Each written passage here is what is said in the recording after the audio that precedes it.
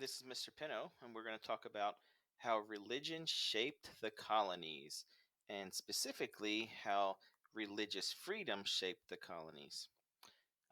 A lot of the first colonies that we're going to talk about, a lot of the original 13, were formed because of religion and people who wanted religious freedom.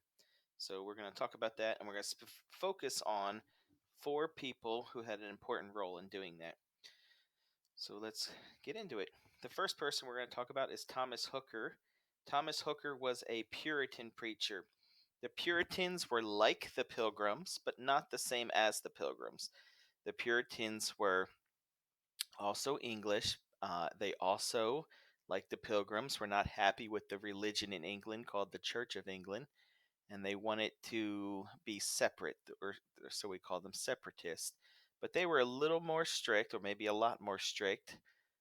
They wanted to purify the religion, which is where they get their name from, and they wanted to kind of really clean it up. They were very strict about what they thought a Christian should be like, and a lot of it was based on what you did, and your actions determined whether or not you were the right kind of person. And so they were really strict about behavior and the what you did. And so Thomas Hooker was a Puritan preacher in Massachusetts. He had come to Massachusetts like the other Puritans, looking for religious freedom. Uh, like the Pilgrims, they came to Massachusetts, but they didn't settle in Plymouth. They settled pretty close to it, I think about 10 miles away, in a place called Massachusetts Bay Colony.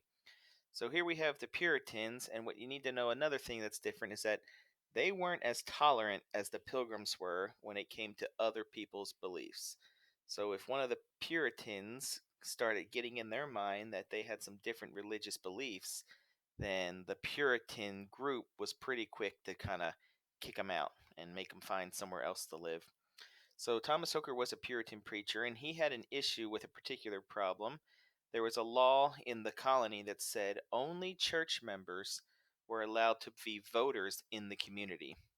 So even if what you were voting on had nothing to do with church, only people who were members of the church in that community could vote in the town.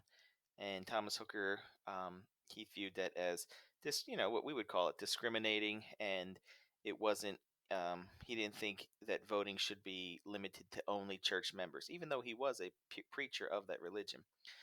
So what did he do? He and about 100 people left that colony, a Massachusetts Bay Colony, and they walked through the woods until they came to a new place, which they called Connecticut, and they started the colony of Connecticut. While he was there, he wrote a very important paper called the Fundamental Orders of Connecticut, which we call the very first Constitution ever written.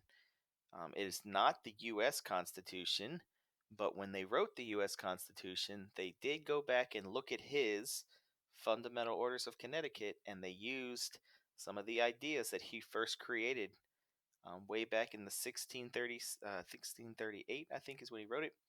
And so it was really important in helping create some examples of what our Constitution would be like also later. So, what did he believe in? He believed that, for the reason he left, more people should be able to vote. He believed that the government should have to answer to the people. That's a really important idea that we use in America today, that the leaders of our government are not above the law and that they have to answer to the people of the country.